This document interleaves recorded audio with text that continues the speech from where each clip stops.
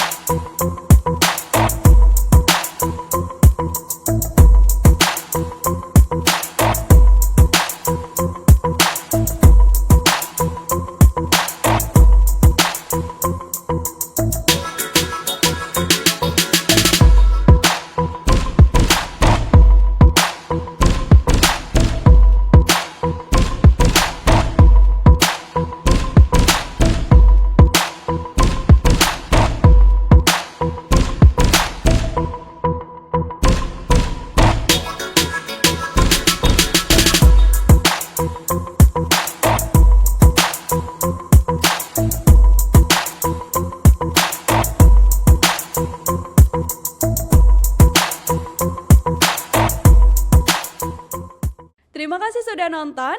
Jangan lupa like, subscribe, dan share ya.